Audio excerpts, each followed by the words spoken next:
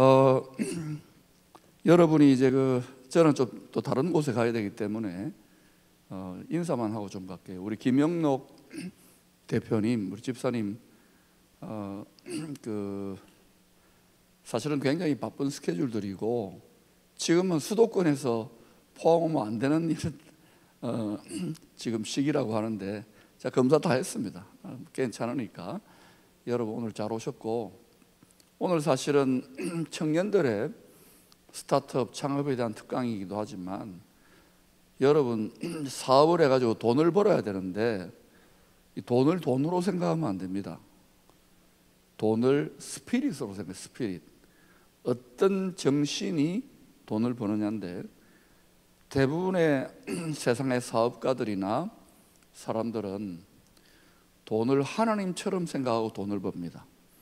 그렇게 우리 예수 믿는 사람은 돈 벌면은 돈 벌어도 어때요? 안 번 것만 못해집니다. 왜 그런지는 여러분이 성경을 잘 보시고 솔로몬이 돈을 엄청나게 많이 벌었잖아요. 사업은 안 했지만. 그러나 결국은 헛되고 헛되다 했죠.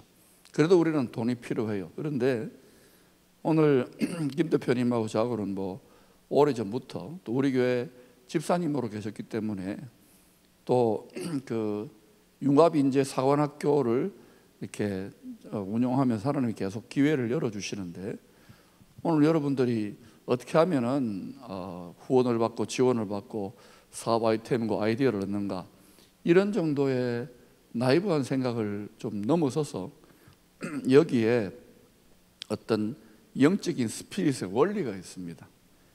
오늘 식사하면서 이런저런 이야기를 나누는데 그 원리를 터득하시고, 그 다음에 이 원리에서 이 모든 세상의 모든 것을 다 주관하시는 분이, 주관자가 있다는 것을 특별히 이 자리에 오신 분들 대부분은 믿잖아요. 그분의 뜻의 원리가 어떻게 풀어질 때 하나님이 곡간 열쇠를 맡기는가, 이것을 여러분이 터득했으면 좋겠어요. 그런데 이걸 제대로 터득하는 사람이 많지 않아요.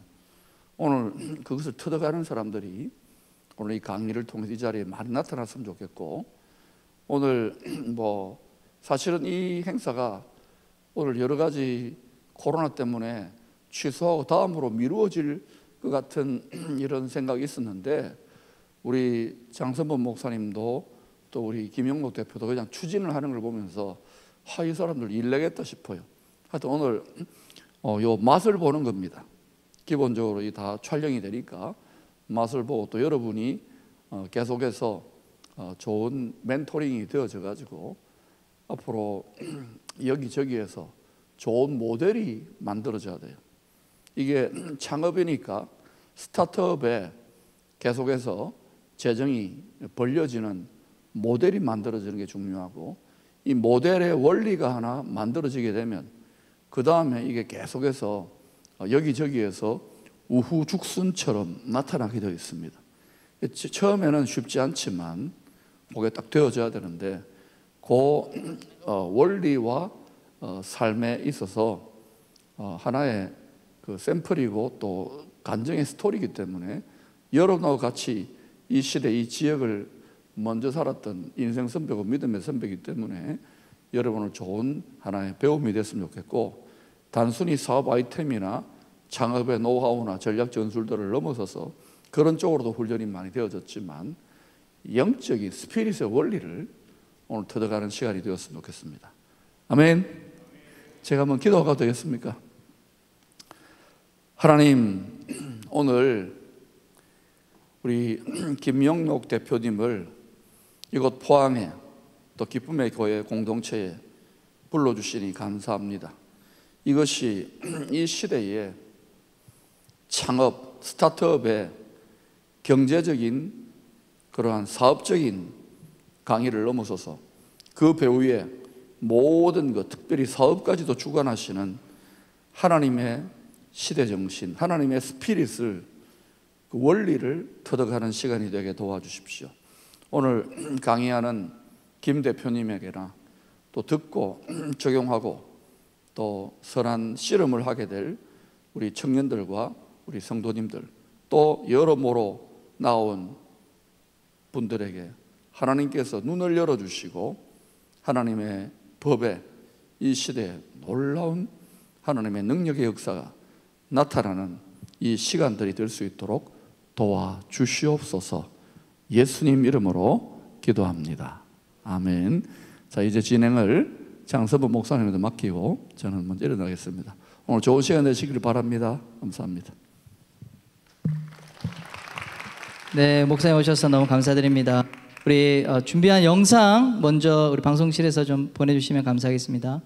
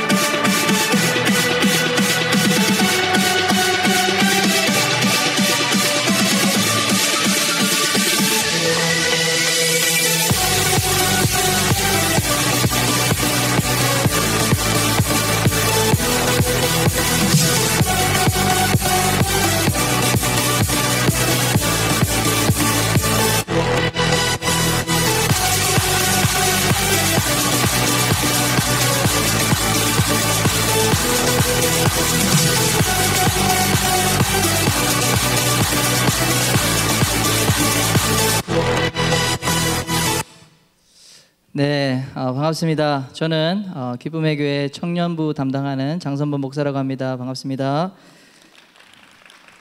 카운터 컬처 우리 세미나 우리 특강 오늘 초청으로 우리 김영일 대표님 오게 되셨는데 제가 잠깐 소개하고 저는 들어가도록 하겠습니다. 우리 김영일 대표님 너무나 정말 모시기 어려운데 이렇게 또 기쁨의 교회 출신이시고 하셔서 저에게 이렇게 시간을 많이 허락해 주시고 또 어제부터 이렇게 함께 해주셨는데 너무 감사드리고요. 김영일 대표님은 넥스트 챌린지 재단 우리 청년들의 창업 육성을 하는 우리 재단 대표로 또 재직하고 계시고 또 한양대학교 또 교수를 재임하셨고 세바시 여러분 잘 아시죠? 그리고 하버드, MIT 공대 등 다수 이제 기업 강연도 다니고 계시고요. 또 우리 중기부 창업진흥원 등등 우리 정부 과제 책임자로 또 우리 창업과 관련해서 또 많은 일들을 우리나라에서 하고 계십니다. 이 분야에 가장 아주 이끌고 계신 분이라고 생각하시면 되고 그리고 특별히 우리 창업이라고 하면 스타트업이라고 하면 이렇게 사업을 하는 것만 생각할 수 있는데 우리 대표님의 말로 제가 좀 들어보니까 앞으로의 삶의 이건 라이프 스타일이다. 우리 다가오는 세대에 우리 창업이 대세가 되고 우리 자녀들도 그렇게 교육하게 되고 우리 대한민국의 또 미래 방향이 될 것이다. 이제 그런 얘기를 하십니다. 너무나 또 중요하고 또 꼭 알아야 되는 우리 강의라고 생각을 하고 오신 여러분들 너무나 환영하고 축복합니다.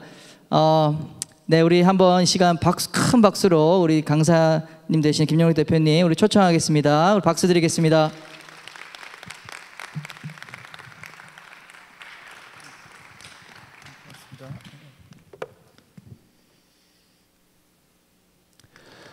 먼저 기도하겠습니다. 예. 하나님, 오늘 이 시간이 우리 고민하는 우리 인생의 변곡점과 새로운 목표에 도화선에 불이 붙여지길 기도하겠습니다. 예수님으로 기도드립니다. 아멘. 여러분 반갑습니다. 방금 소개받은 넥스트 챌린지 재단과 변종의 늑대 저자 김영록입니다. 지금 제 뒤에 보이시는 시편 1장 3절 말씀이 사실 제가 한 10년 전에 이 포항 땅에 있을 때 우리 박지성 목사님이 저를 볼 때마다 이 말씀을 해주셨어요. 김영록 집사를 보면 시편 1장 3절이 생각난다. 계속 이 말씀을 해주시는 거예요. 그런데 돌아보니까 제가 그는 시냇가에 심은 나무가 철을 따라 열매를 맺으며 그 잎사귀가 마르지 아니함 같으니 그가 하는 모든 일이 다 형통하리로다. 10년을 돌아보니까 이 말이 다 맞는 것 같아요. 제 인생이 지금 이렇게 펼쳐지고 있습니다. 그래서 오늘 어제 사실 간증이 좀 있었어요. 청년 예배 때.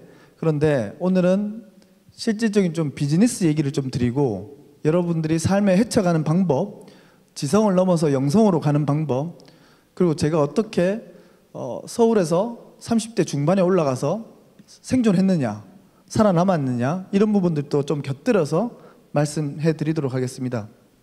먼저 이 책은 뭐 보시다시피 제가 책을 6번째 쓰고 있는데 뭐 베스트셀러가 됐어요. 그러면서 많은 분들이 이 책에 대해서 호응을 해주시고, 사실 코로나 때문에 책 판매가 저조하지 않습니까? 그런데 강연도 저조할 것 같지 않습니까? 근데 저는 그 반대인 것 같아요. 전국에서 다 부르고 있고, 그리고 이 책을 읽은 분들은 특히 학부모님들이 읽고 자기 자녀한테 주고, 교육 관계자들은 이걸 다 읽고, 공무원분들도 이걸 읽고, 그래서 점점점 이렇게 확산되고 있는 그런 책이라고 보시면 됩니다. 제 소개를 좀 드리면,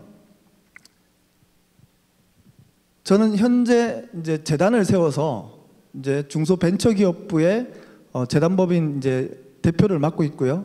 한양대학교는 2012년부터 2019년까지 한 7, 8년 동안 뭐 견임, 특임, 산학협력단 교수 등등 교수로 지냈습니다. 그리고 뭐 대전, 제주, 부산, 그리고 정부 과제 책임자 여러 가지를 맡으면서 여러분들이 요즘에 듣고 있는 스타트업이라는 그 스타트업 생태계에 어떻게 보면 좀 전문가로 많이 활동하다 보니까 또 세바시라든지 하버드 대학교라든지 MIT에서도 제가 강연한 바 있습니다.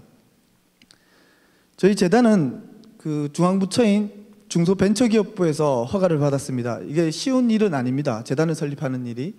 하지만 제가 작년 1월 달에 재단법인을 설립해서, 여러분 엑셀러레이터라는 신직업이 있습니다. 창업을 가르치는 코치들이죠. 뭐 지도교수라고 볼 수 있습니다. 대학으로 보면. 그런 전문가로 활동하고 있는 재단입니다.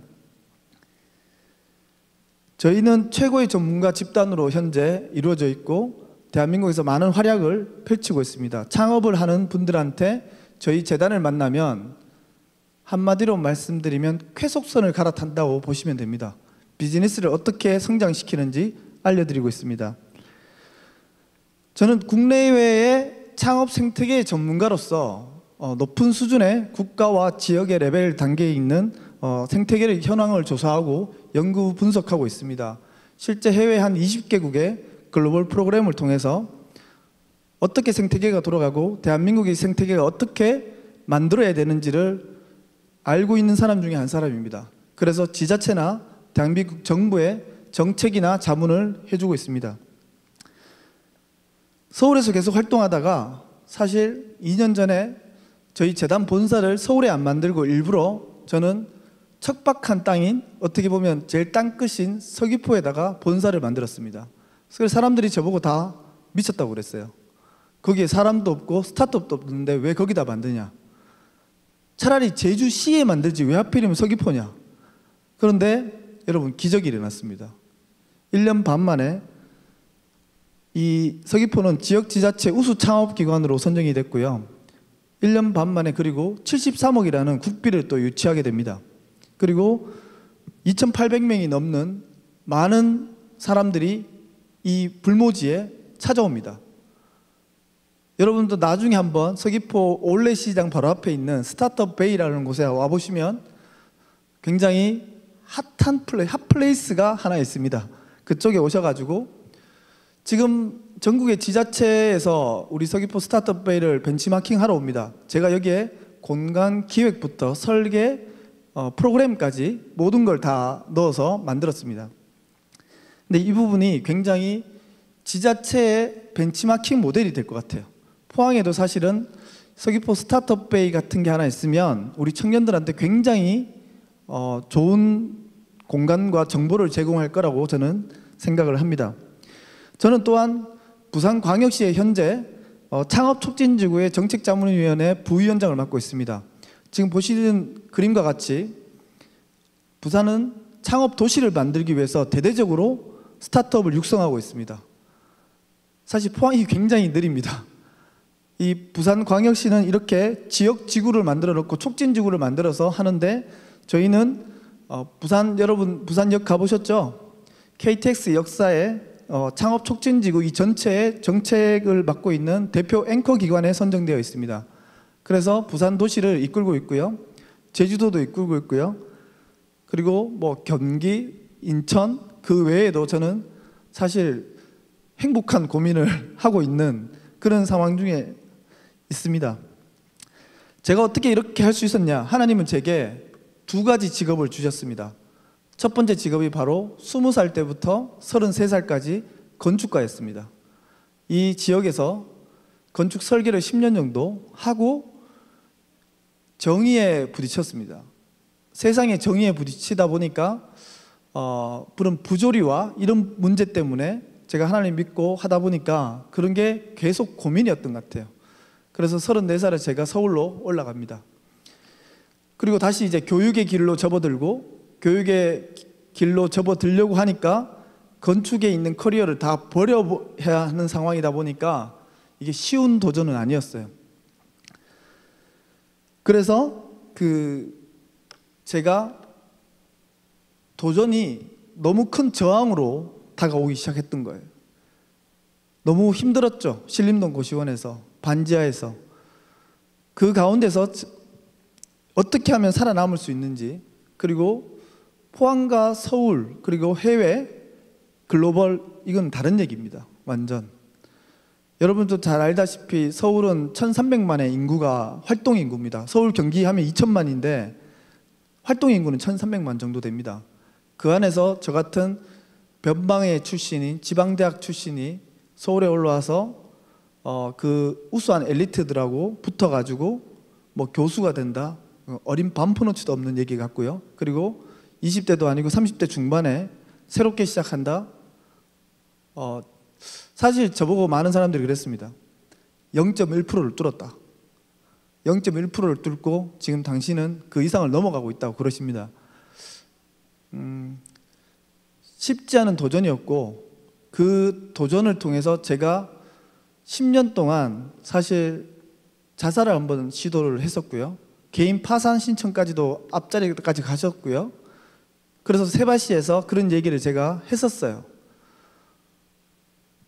굉장히 어려움이 컸지만 실제로 그 도전으로 인해서, 그 노력으로 인해서 저는 하나님이 그 인내의 시간을 보내고 나니까 엄청난 걸 저한테 지금 현재 주고 계십니다.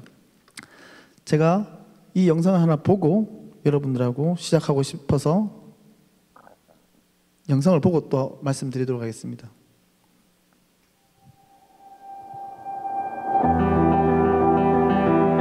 내가 지금 하는 일이 될 수 있을까? 없을까?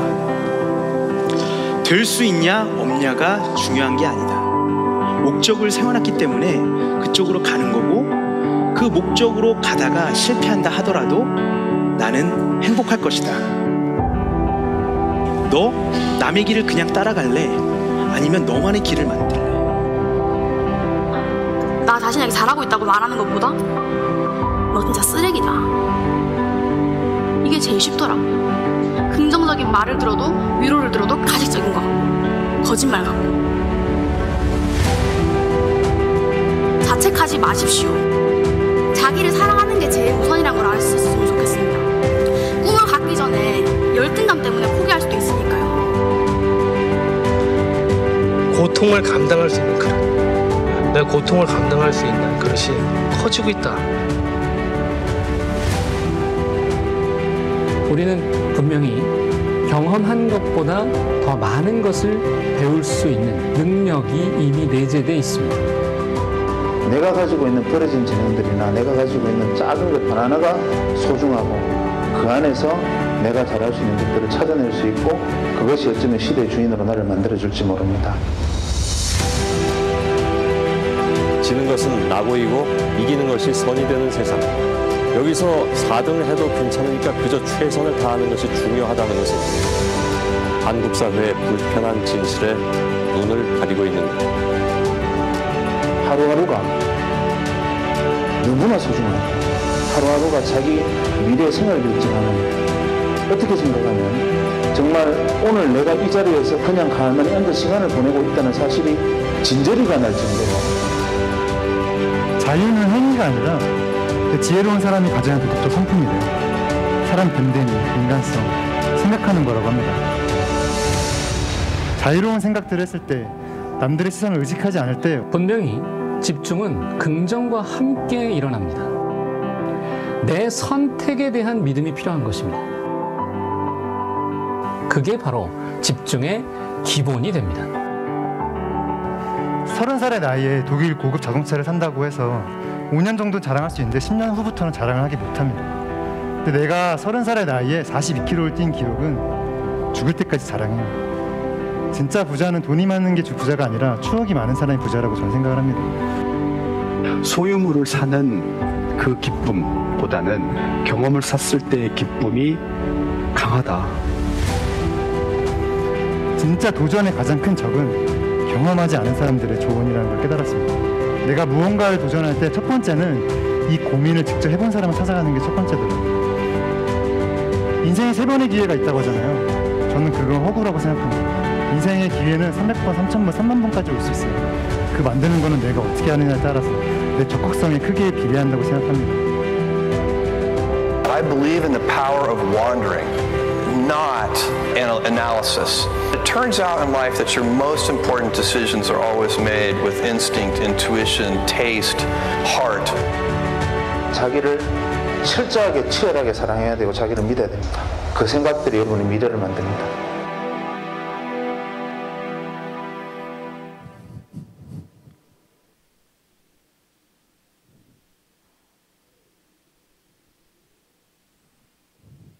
네, 여러분의 미래를 만드는 건 여러분들의 믿음이고 여러분의 신념일 것입니다.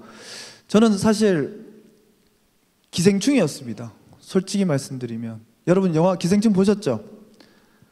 제 삶은 거의 굉장히 가난했기 때문에 생존한 그 자체가 어릴 때부터 굉장히 힘든 세월을 보냈던 것 같아요. 그런데 지금의 삶은 영화 보셨듯이만 마지막에 지상에 올라와 있습니다. 근데 그 과정을 어떻게 헤쳐나왔냐, 그걸 오늘 여러분들한테 조목조목 말씀드릴 겁니다. 제가 어쨌든 이런 20살 전에 16번을 이사를 합니다. 굉장히 어려운 시기를 거쳤고 신용등급 8등급까지 떨어지고 만 33세니까 이제 34살에 서울에 도전을 해서 또 한 번의 광야를 거칩니다. 이런 과정을 거쳐서 하나님은 저를 연단을 시켰던 것 같아요. 오히려 제가 항상 얘기하는 게 있는데, 인생의 마흔을 전반전 후반전으로 나누면 부록이잖아요. 인생의 고통은 총량은 같다고 했습니다. 고통 총량의 법칙이 있는데 전반전에 고난이 온 사람들은 후반전이 편하고요, 후반전에 고통이 오는 사람들은 전반전이 힘든 거죠.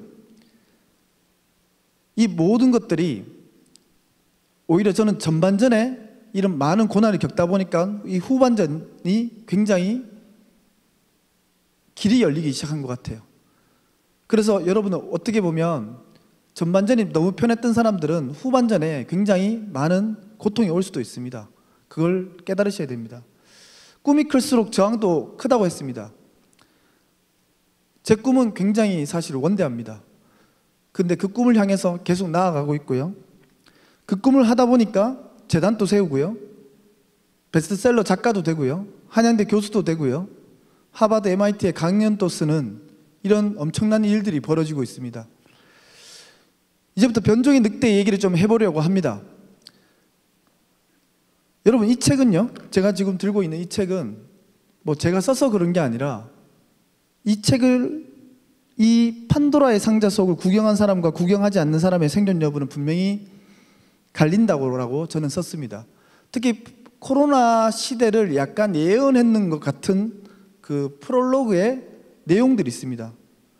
전염병을 얘기를 하고 있습니다. 이 책이 사실 작년 12월 말에 출간이 됐고 코로나는 2월 달부터 우리나라에 출몰하기 시작했습니다. 그런데 책 24페이지인가 보면 코로나 바이러스 얘기가 나옵니다. 그래서 저보고 예언을 했냐 이런 얘기를 합니다. 왜 썼냐면 여러분 알다시피 지금 코로나19 때문에 전 세계가 멈춰버렸습니다. 팬데믹 현상이 일어나고 있어요. 이 전파력과 확산력이 어마어마무시합니다. 이게 바로 스타트업이라고 생각하시면 됩니다. 이 스타트업이 이 창업을 스타트업으로 부르고 있는데 이 스타트업이 코로나 같다고 생각하시면 됩니다. 이게 어마무시할 정도로 확산돼 가고 있다. 그런데 여러분은 이 스타트업을 기회를 잡고 있는지 아니면 나는 스타트업하고는 담을 쌓고 있는지를 오늘 좀 아셨으면 좋겠습니다. 왜 제목이 변종의 늑대냐 이런 얘기를 많이 합니다. 왜 제목이? 여러분 책 제목 잘 지었지 않습니까? 어느 날 문득 제가 새벽에 책 제목을 고민하다가 늑대가 스타트업 같은 거예요. 근데 스타트업은 굉장히 공격력이 강합니다. 파괴력이 있고요. 그래서 그러면 변종이다. 그래서 변종의 늑대라고 제가 짓고 출판사에서 얘기해서 승인을 받습니다. 4억의 늑대 70억을 삼키다 이렇게 말씀을 드리고 싶습니다. 전 세계에는 4억의 스타트업이 있다고 추정이 됩니다. 그런데 70억의 인구를 삼킬 만큼 바이러스처럼 강력합니다. 그래도 여러분들이 이 스타트업을 외면하시면요 아마 굉장히 큰 기회를 잃을 수 있습니다. 여러분이 잘 아시는 토스나 배달의 민족, 야놀자, 쿠팡 이런 모든 것들이 다 스타트업들입니다. 지금 우리나라를 막 뒤흔들고 있고 대기업 골리앗을 무찌르려고 맞짱을 뜨고 있는 게 바로 스타트업들입니다. 이 스타트업을 한다는 것은 굉장히 의미가 있고요. 특히 11개의 1조 원의 비상장 기업을 유니콘이라고 부르는데 이 유니콘이 되는데 10년이 채 걸리지 않습니다.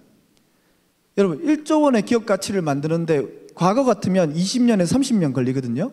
그런데 지금은 6년에서 7년 걸린답니다. 직장생활 하는 것도 괜찮습니다. 하지만 제 주변에 지금 서울에서 스카이 나오고 해외파들이 굉장히 많이 스타트업에 뛰어들고 있습니다. 똑똑한 친구들이 스타트업을 통해서 내가 인생을 바꿔보겠다. 그래서 최근에 나오는 아날로그 경영이 아니라 디지털 경영이라고 부릅니다. 디지털 트랜스포메이션, 디지털로 경영 방식을 바꿔라 이런 얘기를 하고 있습니다. 책 39페이지에 보면 굉장히 제가 의미 있는 말을 담습니다. 특히 제가 공무원분들이나 창업을 지원하는 기관에 있는 관계자 여러분들한테 이 얘기를 꼭 합니다. 그리고 대중들, 창업은 여러분들 지금 청년들 중에 창업을 생각하는 사람은 제가 보기에는 10%밖에 안 된다고 생각합니다. 제가 한양대에 있을 때도 많은 학생들한테 물어보면 만약에 10명 중에 9명은 창업에 관심이 없습니다. 다 취업입니다. 그런데 딱 단 한 명 정도에 불과하거든요. 그런데 여기다가 제가 이렇게 했습니다. 스타트업은 그들만의 리그에 대한 이야기가 아니라 결국 한국 경제에 대한 이야기다. 제가 오늘 오전에 페이스북에 잠깐 올렸는데 어떤 훌륭하신 분이 제 사진에다가 댓글을 달았길래 대한민국 창업이 활발해졌으면 좋겠다. 그래서 제가 댓글을 이렇게 달았어요. 스타트업은 단지 창업이 아니라 대한민국 경제의 얘기다. 그래서 우리 모두가 함께 붐업을 시켜야 된다. 여러분 경제가 굉장히 어렵죠. 제가 단언컨대 말씀드리는데 스타트업이 대한민국의 유일한 출구 전략입니다. 저는 그걸 알고 있습니다. 전 세계에 가서도 받고 이거를 꽃을 피우고 열매를 맺으면 경제가 살아납니다. 이 책은 1장에 이런 얘기가 나옵니다. 하나의 세대, 두 개의 종족이라고 얘기를 하고 있습니다. 이게 재밌게 썼다 그러더라고요. 공시족과 판교족이다. 여기서 여러분들 공무원을 준비하시는 분들 많이 계실 겁니다. 최근에 청년들한테 물어보면 1순위가 공무원, 2순위가 대기업, 3순위가 공기업 뭐 등등입니다. 창업은 뭐 없습니다. 그래서 대부분의 사람들이 공시족 노량진에 가 있습니다. 여러분 그렇게 되면 어떻게 될 것 같아요? 우리나라가 지금도 복지가 엄청나게 많아져서 세금이 무거워지고 있습니다. 우리 다음 세대들, 특히 여러분 청년 세대들이 이걸 다 짊어져야 됩니다. 그럼 공무원이 많아지면 국가가 비대해지겠죠. 물론 공무원이 필요합니다. 필요한데 이게 너무 많은 숫자로 되고 있다는 거죠. 그러면 이게 국가가 절대로 바람직하지 않습니다. 그런데 이와 반대로 판교족이라고 있습니다. 판교족. 여러분 경기도 판교에 가보신 분들 계십니까? 테크노밸리에. 거기에 많은 청년들이 취업 대신 창업을 선택해서 스타트업을 하는 친구들이 모여 있습니다. 미국의 실리콘밸리처럼. 이 실리콘밸리처럼 우리나라에도 판교 테크노밸리에 스타트업 하는 청년들이 많이 있습니다. 여러분들이 공시족을 선택할 것이냐 판교족을 선택할 것이냐 여러분 선택에 달렸습니다. 저는 판교족을 선택했습니다. 저는 도전을 하면서 창업을 선택했습니다.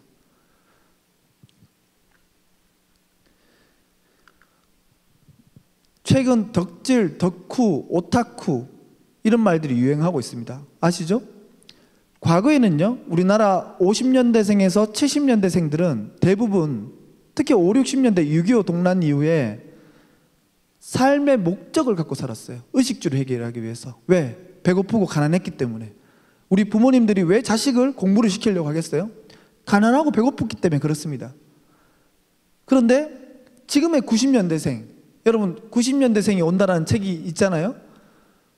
이런 친구들은 특히 여러분들 세대들은 이 어려웠던 지독히 가난했던 그런 시절이 별로 없는 거죠.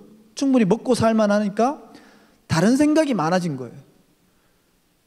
여기에 덕후나 덕질, 소확행, 유튜브 여러 가지 뭐 오타쿠 얘기들이 나옵니다. 그런데 혹시 여러분들 중에서 우리 기성세대들은 이 90년대생을 이상하게 보면 절대 안 됩니다. 지금 조직에서 2000년대생이 직장에 들어오기 시작했습니다. 그러면 50년대, 60년대생이 2000년대생 밀레니얼 세대들을 바라보니까 새로운 외계 종족인 거예요. 완전 문화가 다른 거죠. 그래서 조직 문화가 안 되고 갈등이 생긴다 그럽니다. 이걸 어떻게 접합을 시키냐? 이 부분이 해결이 안 되면 이 창업도 어렵습니다. 그래서 그들을 이해를 해야 되고 우리가 밀레니얼 세대들을 이해를 하지 않으면 무조건 그게 잘못됐다 이렇게 하면 안 된다는 거죠. 기성세대들이. 오히려요, 덕후나 덕질이라는 것은 하나에 뭔가 빠져서 매니아가 된다는 건데 이런 크리에이터들이 그래서 이런 얘기를 제가 주로 합니다. 학교 안에 우리 대학생들 중에 좀 아니면 고등학생 중에 좀 또라이 기질이 있는 애들 있잖아요. 똘끼가 있는 친구들. 이런 친구들은 창업을 하면 아이디어가 톡톡 튀기 때문에 대박이 납니다. 그게 덕질입니다.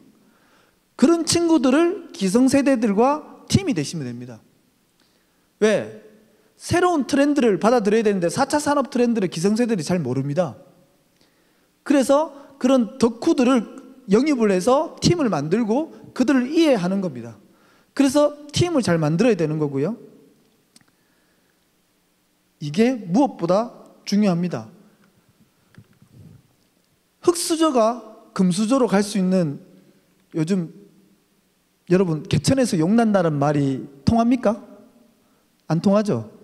제가 개천에서 용나고 있는 상황이거든요. 솔직히 돌아보면 개천에서 흙수저 여러분 보시면 제가 어디에 속해 있을 것 같습니까? 마스크를 끼고 있으니까 대답을 안 하시네요. 저는 전형적인 흙수저입니다. 흙수저에서 지금은 은수저와 금수저에 가 있습니다. 제가 봐도 와, 내가 기생충 영화 보면서 느낀 게 있어요. 저 반지하에서 곰팡이 냄새 제가 잘 알아요. 근데 지금 제가 살고 있는 집이나 제가 타고 있는 차나 은수저와 금수저 생활 여러분 나쁘지 않습니다. 굉장히 좋습니다. 노력하세요. 성공해야 됩니다. 대우가 다릅니다. 그런데 이 길을 요즘은 청년들이 굉장히 환경이 좋아서 배고픈 시절이 없어가지고 오히려 좋을 것 같지만 오히려 경쟁이 치열해졌다는 거죠. 여기 그림에 보면 저 아저씨가 여기 학생한테 개천에서 용 난다가 아니라 개천에서 용 쓴다라고 써 있습니다. 용 쓴다. 부모 잘못 만나면, 가난한 부모 만나면 끝이라는 거죠. 근데 저 같은 경우도 가난한 부모 만났는데 어떻게 도전을 해서 새로운 길을 개척을 했어요. 근데 이게 아까 좀 전에 말씀드렸죠. 0.1%가 0.01%도 될 것 같아요. 그래서 제가 생각하는 게 있습니다. 저는 사실 건축가를 떠날 때 교육을 하고 싶었거든요. 그러면 이 개천에서 용이 되는 게 어려우면 용이 날 수 있는 개천의 환경을 만들어주면 되겠다. 그게 사실 학교입니다. 근데 그 학교가 우리나라가 공교육이 제대로 안 되고 있다는 겁니다. 그걸 바꾸고자 저는 도전을 한 겁니다. 90년대생이 온다. 청년들이요, 작년에 가장 좋아하는 도서와 영화가 있는데 작년에 가장 많이 팔린 도서 탑10 중에 책 제목이 여러분 뭔지 아십니까? 하마터면 열심히 살 뻔했다랍니다. 미쳐버리겠죠. 미쳐버리는 거죠. 그리고 2015년에 나온 영화 제목이 하나 있습니다. 열정 같은 소리 하고 있네. 그래서 최근에 많은 청년들이, 기성세대들이 이런 얘기를 합니다. 와, 우리 청년들이 많이 배우고 많이 똑똑한데 문제는 야성이 없다. 온실 속의 화초다. 이런 얘기를 합니다. 뭔가 어려움이 있으면 그냥 포기해버립니다. 여러분, 그런 근성 없이 성공이란 건 불가능합니다. 학교가 그 야성도 가르쳐줘야 됩니다. 그 생존도 가르쳐줘야 됩니다. 그런데 그렇지 않습니다. 대학에 간다고 대학도 그렇지 않습니다. 학점 따기 바쁘고 오히려 취업을 준비하는 대학 같아요. 전부 다 보면. 이런 환경 속에서 어떻게 우리 아이들을 키우죠? 내가 어떻게 성장하죠? 우리 청년들은 멘토를 찾아 나섭니다. 없습니다. 저 같은 사람 찾기 쉽지 않습니다. 멘토만 잘 찾고 방향만 잘 잡아도 취업은 전혀 문제가 없습니다. 그런데 나 혼자 생각하고 나 혼자 결단하고 내 주변에 공무원 준비하니까 나도 따라 공무원 준비하고, 고등학교 돼서 3학년 때 학부모들은 과를 보지 않습니다. 다 간판만 보고 어디든지 합격해라. 취준생들, 나 한양대 4학년생들 물어보니까 산탄총을 쏩니다. 대기업 한 16군데 쏴버립니다. 그래서 되면 들어간다 무조건. 그것도 안 됩니다. 이게 뭐 하자는 거죠? 여러분, 근데 직장 그렇게 들어가면 내 전공과 내 적성이 안 맞으면 어떻게 되죠? 그래서 1년 안에 그만두는 사람 3명 중에 1명은 다 그만두는 겁니다. 내가 좋아하는 일을 해야 꽃이 피고 열매가 맺는 거잖아요. 근데 그게 아니라는 거죠. 대학도 그렇지 않죠. 대학 선택도 그렇지 않죠. 직장 선택도 그렇지 않죠. 여러분, 공무원 한번 해보세요. 주민센터에서 20년 앉아보세요. 쉬운가? 10년은 버틸 수 있을 겁니다. 꿈이 있는 사람은요, 절대로 쉽지 않습니다. 2장은 일자리 천국을 만들어낸다고 썼는데 대기업보다 스타트업들이 채용하는 숫자가 더 늘었습니다. 여기 보시면 우아한 형제들, 야놀자, 토스, 이런 랜딧, 실제로요, 내가 조사를 해보니까 이 책을 쓸 때 대기업보다 스타트업들이 채용을 더 많이 합니다. 미국도 그렇습니다. 그래서 오히려 정부가 지금 뉴딜 사업이라고 그러죠. 들어보셨죠? 그게 스타트업의 일환입니다. 그 스타트업을 늘려야 일자리가 창출이 되는데, 문제는 스타트업을 늘리기 위해서는 생태계를 이해를 해야 됩니다. 그게 잘 안 되고 있다는 거죠. 실제로 지금 우리 2020년도에 우리나라 사회는요, 굉장히 빠르게 급변하고 있습니다. 스타트업 생태계가 서울과 포항의 격차는 제가 봤을 때는 10년을 넘어서는 것 같습니다. 제가 강남에 회사가 있고 제주에 본사가 있거든요. 주로 강남에 있는데 포항에 내려와 보니까 조선시대로 온 것 같습니다. 제가 서귀포를 매주 가거든요. 거기는 15년 차이 납니다. 여러분, 지금 정보화 시대 아닌가요? 맞죠? 어떤 정보에 따라서 이 결과가 달라지는데 제가 지금 몇 년, 12년을 얘기를 하고 있습니다. 그럼 우리 뭐 하자는 거죠 도대체? 여기 앉아서? 잘 생각하셔야 됩니다. 배달의 민족이요, 작년에 이 책을 쓸 때 인수가 됐습니다. 딜리버리 히어로라는 독일 회사한테 인수가 되면서 얼마에 팔렸죠? 4조 7천억에 팔렸습니다. 4조 7천억. 그냥 속된 말로 이 배달의 민족이 플랫폼이 아이디어가 뭡니까? 전단지 끌어모아가지고 플랫폼 만들어가지고 딜리버리 하는 거잖아요. 근데 그걸 4조 7천억에 인수되고, 그때 당시에 인수된 아시아나 항공이 있었어요. 여러분 지금 아직도 하고 있는 HDC 현대산업개발한테 30-40년이 넘는 전통 기반의 아시아나 항공사는 얼마에 인수가 됐냐면 2조 4천억. 이 뭐야 여기서? 배달의 민족은 4조 7천억, 아시아나 항공은 2조 4천억. 여러분 여기서 잘 보셔야 됩니다. 관점을 바꾸셔야 됩니다. 세상이 달라졌습니다. 그래서 딜리버리 히어로는 국내 98.7%를 독점을 하고 있습니다. 이거는 저도 지금 공정거래위원회, 소비자위원회에 저도 참여하고 있는데 문제가 좀 있다 해서 검토되고 있습니다. 이건 결과는 어떻게 나올지 잘 모르겠습니다. 잡아먹힐 것인가? 먼저 먹을 것인가? 대기업들이 비상이 걸렸습니다. 대기업들이 보니까 이 작은 소기업 스타트업들이 엄청나게 커서 자기를 위협하는 거예요. 그래서 M&A를 합니다. 인수합병 전략을 하는 겁니다. 토스, 여러분 쓰시죠? 토스 아시는 분들, 금융계의 변종. LG U+ 계열사를 하나 먹어버렸어요. 스타트업인데 오히려 대기업을 먹기 시작합니다. 그래서 제가 책에 이랬었어요.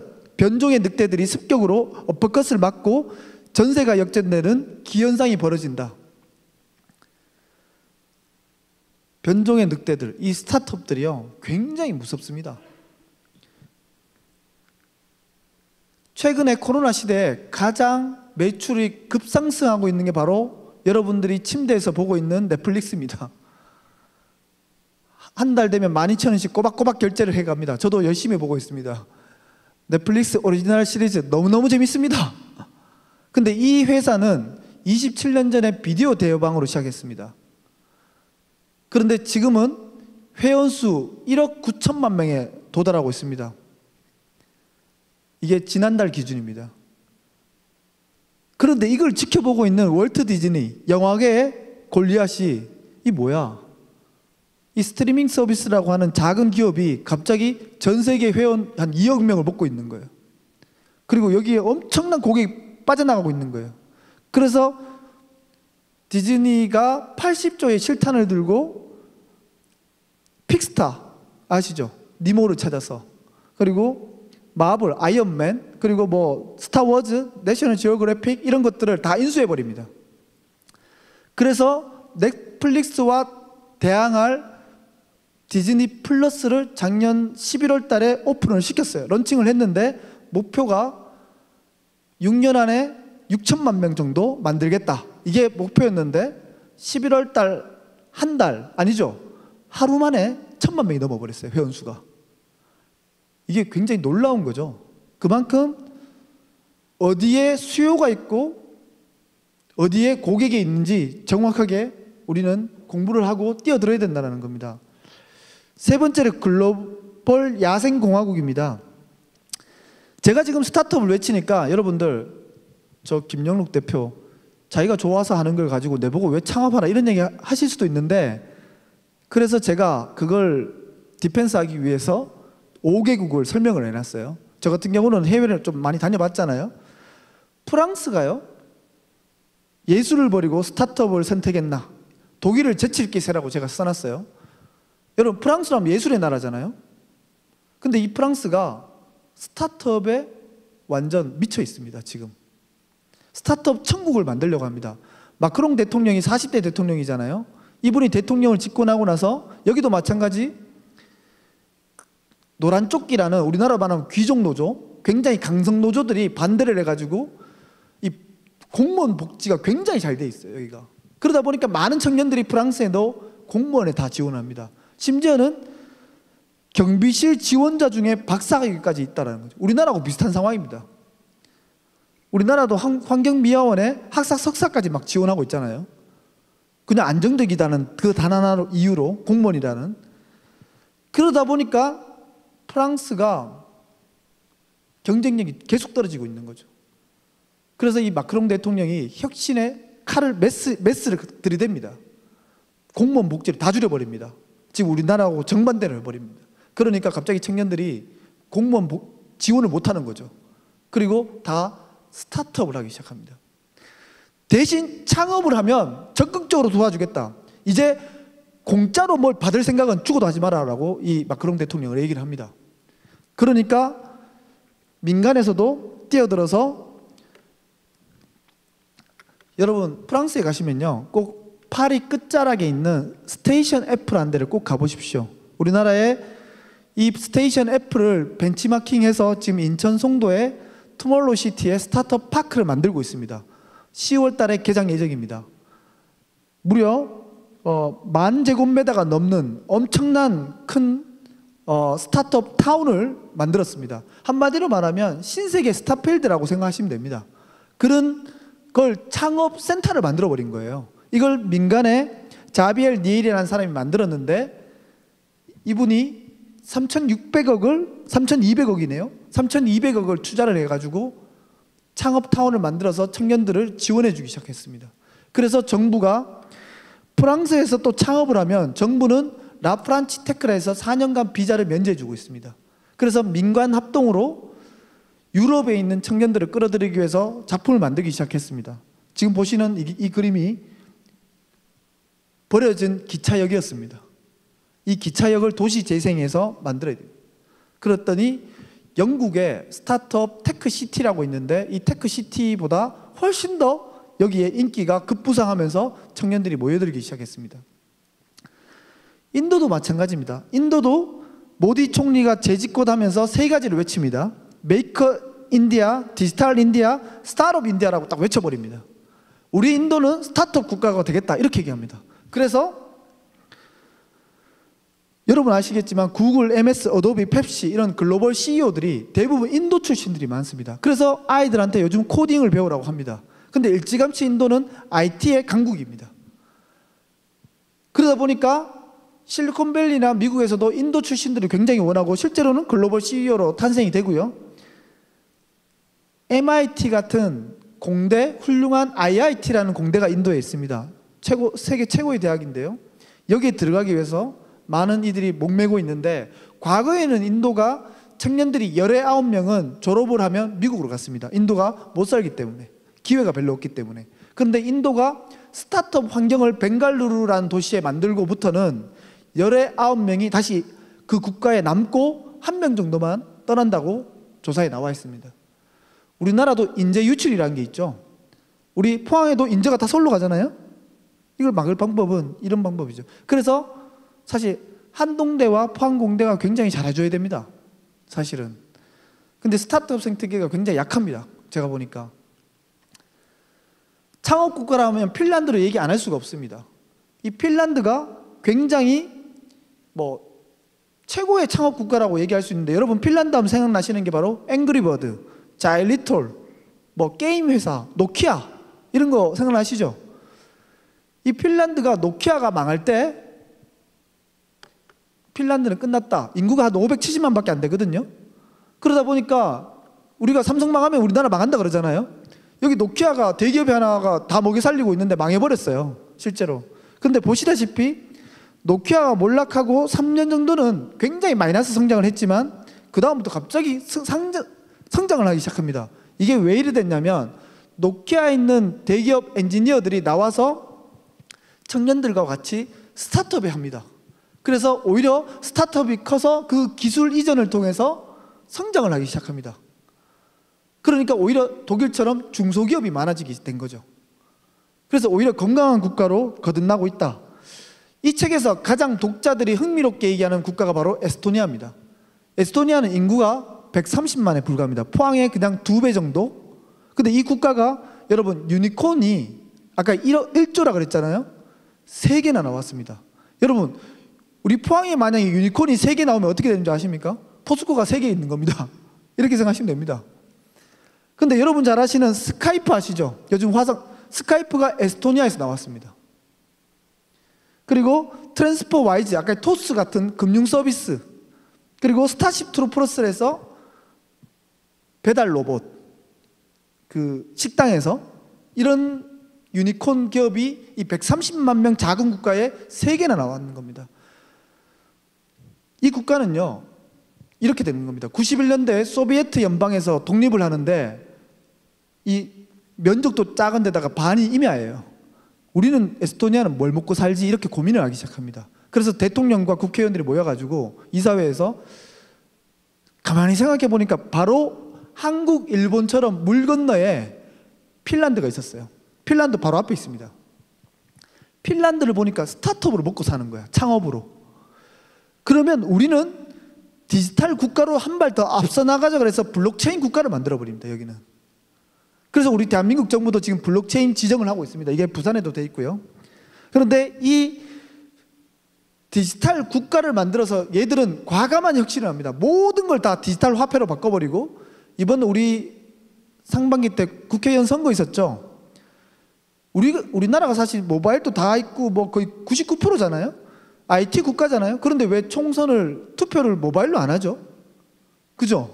그러면 되게 투명하고 좋을 텐데. 근데 뭔가 문제가 있으니까 안 하긴 안 하는데, 그럼 이게 정말 못하는 거냐? 아닙니다. 에스토니아는 2005년도 무려 15년 전에 전자투표를 했습니다. 이 여성분이 대통령님이십니다. 심지어는요, 에스토니아는 먹고 살기 위해서 자기들 인구가 130만 밖에 안 되니까, 인구가 많아야 경제가 성장할 거 아니에요? 좀 전에 프랑스처럼 전 세계에 있는 청년들을 끌어들이기 위해서 어떻게 2가지를 펼칩니다.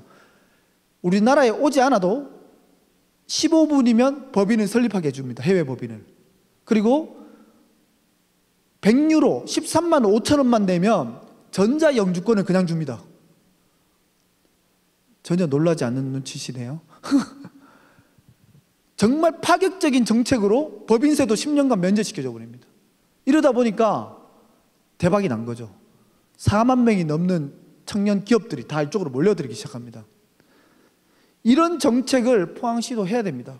부산시도 해야 되고요. 대전도 해야 되고요. 제주도도 해야 되고요. 지자체는 이 모델을 정확하게 들여다봐야 됩니다. 그냥 어설프게 들여다봐서는 안 돼요. 그리고 중앙정부는 그걸 규제를 풀어줘야 됩니다. 다음은, 저는 건축가였기 때문에 공간기획에도 하고 싶은 말이 많습니다. 지자체들이 보통 공간을 기획하고, 여러분들 여기 카페 하시는 분들도 많으실 텐데, 공간은요 그냥 한다고 되는 게 아닙니다. 여러분, 왜 스타벅스는 줄을 쓸까요? 비싼데, 밥값만큼 비싼데, 맞죠? 우리나라 전국을 제가 돌아다니면 스타벅스는 사람이 넘쳐나요. 물론 이디야는 저가형 커피 중에 굉장히 잘하는 커피 중에 하나인데, 어쨌든 스타벅스는 뭐 5,000원, 6,000원, 7,000원이 넘는데도 줄을 씁니다. 이유가 있습니다. 제가 스타벅스에 대해서 이 책에 좀 재밌게 써놨거든요. 작년 기준을 보니까 우리나라에 1336개의 매장을 두고 있고 1조를 돌파했어요. 유일하게. 2위권하고 차이가 많이 납니다. 스타벅스가 진정 매출로 나는 1조의 유니콘인 것 같아요, 우리나라에서. 우리나라 사람이 커피를 굉장히 좋아하잖아요. 근데 지금 이 사진을 보십시오. 이게 이탈리아 밀라노에 있고 하나는 미국 시카고에 있는 겁니다. 리저브라는 브랜드를 만들어서 스타벅스가 위기가 왔을 때 더 고급 프리미엄 브랜드로 돌파를 합니다. 그런데 스타벅스는 여러 가지 공간에 대해서, 여러분 어땠어요? 왜 스타벅스 갈까요? 제가 좀 조사를 해보니까 스타벅스의 공간의 그 분위기에 취한다 그래요. 그리고 그 가치를 산다라는 거예요. 내가 스타벅스에 앉아있으면 커피를 마시면 좀 간지가 나요. 거기서 맥북을 올려놓고 커피를 라떼 향을 마시고 일을 하고 있으면 이대에 앉아있는 것보다 백다방에 앉아있는 것보다 훨씬 더 간지가 나는 거죠. 그래서 돈을 더 지불하는 겁니다. 이거는 공간을 프리미엄 브랜드를 만들기 위해서는 전략인데, 어쨌든 이게 고급 커리어 우먼들한테, 굉장히 여성들한테 적중을 하고 있다는 겁니다. 오히려 학생들도 요즘 돈이 많아서 스타벅스에서 다 공부하고 있습니다. 공간을 설계할 때는요, 흐르는 강과 골목에 새로운 생태계를 가 생기는데 이게 단순 사무 공간이 아닌 창업가들의 시간과 삶이 축적된 생태계라고 보시면 됩니다. 공간과 건물은 흐르는 물줄기처럼 되어야 하고요. 스타트업의 일터를 넘어선 삶의 터전을 만드는 흐름이 있다. 이렇듯 공간을 만드는 것은 삶의 패턴을 만드는 것이다. 이게 창업 지원 공간을 만들 때 얘기하는 겁니다. 실제로 이 지자체 공무원분들이 제가 이 강의를 통해서 얘기를 했더니 깜짝 놀랐어요. 어떻게 공간을 이런 식으로 생각을 하느냐. 그거는 이제 건축가는 여러분 아시잖아요. 스피릿이 있죠. 철학자잖아요. 코워킹 스페이스라고 개방형 공간입니다. 이런 경험과 문화의 두 개의 축을 갖고 있어야 되고요. 그리고 좀 전에 말했던 90년대생과 밀레니얼 세대들이 이해를 해야 됩니다. 5, 60년대처럼 군대 조직처럼 오와 열이 아니라는 거죠. 크리에이터의 불안정이 만드는 창조적 생태계를 이해하고 공간을 기획하고 설계를 해야 됩니다. 굉장히 중요한 얘기입니다. 그리고 협업으로 만드는 공동의 고향, 코워킹 스페이스를 만들어야 되고요. 우리 교회도 마찬가지입니다. 교회도 하나의 공간은 크리에이티브한 코워킹 스페이스로 만들어야 됩니다. 그게 카페와 연동이 되고요. 여러 가지 복합적 공간으로 태어나야 됩니다. 그래서 공간 중심에서 사람 중심으로 거듭나는 코워킹 소사이어티가 돼야 된다. 공간은 모든 인프라를 조성하기 때문에 우리가 이렇듯 좋은 공간을 갖고 있잖아요. 그런데 여기에 살아 숨쉬는 활력이 넘치는 어느 한 섹터도 있어야 된다는 겁니다. 그걸 통해서 이 전체가 활력소가 생길 수도 있습니다. 엑셀러레이터라는 말을 여러분 오늘 강의 중에 꼭 기억하십시오. 이게 제 직업입니다. 우리 자녀가 아빠는 직업이 뭐야? 그럼 뭐라는 줄 아세요? 9회 말 마무리 투수. 아니 엑셀러레이터라고. 아빠는 마무리 투수라며 9회 말 마무리 투수가 아니라 엑셀러레이터는 여러분 창업가에서 성공을 하는데 50%를 차지하는 게 엑셀러레이터들입니다. 이 엑셀러레이터를 누굴 만나느냐에 따라서 성공이 50%가 결정이 됩니다. 과거의 창업은요, 여러분들 혼자 하셨습니다. 주변의 지인한테 물어보고. 지금은 전혀 그렇지 않습니다. 지금은 다 길라잡이가 있습니다. 그게 바로 엑셀러레이터입니다. 이 엑셀러레이터들은 팀을 매니지먼트합니다. 팀 빌딩도 도와주고요. 이 경영 전략까지 다 도와줍니다. 이게 굉장히 중요합니다. 경영이라는 것은 굉장히 어렵습니다. 수학과 과학처럼 0과 1로 딱 떨어지지 않죠. 그래서 인문학이 필요한 거죠. 복잡다양합니다. 경영은 의사결정을 내리는 구조가. 디시전을 한다는 것은 굉장히 인문학적으로 철학가가 돼야 현명한 결정이 나옵니다. 그런데 단지 공부만 했다고 어린 반푼어치도 없습니다. 그래서 사장들이 다 실패하는 겁니다. 우리나라에는 굉장히 유명한 엑셀러레이터들이 이런 엑셀러레이터들이 있습니다. 그 중에 저희 엑셀러레이터도 하나 포함이 되는데 사실 저희가 시드머니 한 1,000만 원에서 5천만 원을 투자를 해줍니다. 그냥 아이디어를 좋은 걸 갖고 오면. 그래서 잠재력이 있고 싹수가 보인다. 그러면 한 5천만 원을 투자를 합니다. 그런데 우수한 엑셀러레이터 같은 경우는 평균 경쟁률이 그게 한 5팀 뽑는데 20대 1이 넘습니다. 근데 저희 넥스트 챌린지 재단도 상반기에 뽑았는데 54대 1이 돼버렸어요. 그리고 하반기에 지금 또 뽑고 있는데 사실 오늘 마감입니다. 오늘 2기가 마감하고 있는데 제가 오늘 오전에 잠시 들어갔습니다. 몇 대 1이 나왔습니까? 무려 40대 1을 돌파할 것 같습니다. 이게 왜 그런 것 같죠? 여러분 이런 엑셀러레이터들이 우리나라에 260개가 있습니다. 똑같습니다. 여러분 대학 갈 때 좋은 대학은 경쟁률이 셉니까 안 셉니까? 세죠. 엑셀러레이터도 경쟁률이 굉장히 셉니다. 여기에 엑셀러레이터 넥스트 챌린지나 유명한 엑셀러레이터에 들어갔다라는 것은 SM과 JYP의 아이돌 가수가 됐다라는 거예요. 그러면 스펙이 보장됐다고 생각하시면 됩니다. 다른 데 투자받기가 굉장히 좋아집니다. 이런 우리 기쁨의 교회 성도 여러분, 그 출신이 접니다. 그래서 저를 잘 알아두십시오. 잘 알아두시면 창업을 하시고 사업을 하실 때 굉장히 유용하게 저를 활용할 수 있을 겁니다. 이게 그냥 우리들 얘기냐? 전혀 그렇지 않습니다. 대기업들도 다 뛰어들었습니다. 대기업들이 신사업을 만들 때 과거에는 신입사원을 통해서 신사업 부서를 만들어서 했는데 이제 그렇게 하지 않습니다. 같은 업종을 가진 스타트업을 아예 육성을 해가지고 투자를 해가지고 M&A를 해버립니다. 그게 빠르죠. 거기에서 인수를 해서 차라리 신입사원 뽑고 그 경력직으로 만들어서 바로 사업화 시켜버립니다. 그게 더 빠른 거죠. 그래서 네이버도 열심히 하고 있고요. 뭐 한화, 롯데 다 했습니다. 엑셀러이터들이. 스타트업에는요 성공 공식이 있습니다. 오늘날 창업은요 돈이 들까요 안 들까요? 전혀 들지 않습니다. 과거에는 내가 사무실이 없고 뭐 기자재를 사야 되고 인건비를 막 월급을 줘야 된다 이렇게 생각하시잖아요. 여러분 제가 분명히 말씀드리는데 그냥 밥값 정도만 있으면 됩니다. 절대로 내 돈 들여서 사업하는 시기가 아닙니다. 실제로 오히려 제대로 정보를 알고 지금 이런 물줄기를 그대로 타고 가면 3년 안에 많이 받는 친구들은 10억을 받을 수 있고요. 적게 받을 친구는 한 1억은 최소 보장할 수 있습니다. 페이퍼를 어떻게 쓰느냐, 그리고 정보를 어떻게 받아가지고 내가 이걸 어떻게 구조화시키고 체계화시켜서 만들어내느냐, 이 문제에 달려 있습니다. 코워킹 스페이스와 인큐베이터와 엑셀러레이터와 벤처 캐피탈 요까지는 정부나 민간에서 다 대줍니다. 공짜로 다 해줍니다. 공짜로. 그래서 절대로 내 과거처럼 1억, 2억 부모님들이 내 자녀가 창업한다 그럼 뭐 망할 일 있냐, 뭐 보증서 가지고 뭐 망했다는 이런 얘기는 완전 과거 옛날 얘기입니다. 옛날 얘기. 지금은 그런 거 아예 없습니다. 심지어는 정부가요 10억을 빌려주고 만약에 폐업을 하면 안 갚아도 된다 그럽니다. 지금은 이런 제도도 있습니다. 여러분들 모르셔서 그렇지. 그런데 결론적으로 한 가지가 있습니다. 이렇게 많은 지원을 해주는데 왜 잘 안 되냐? 바로 기업가 정신, 열정과 야성이 없습니다. 도전 정신이 없습니다.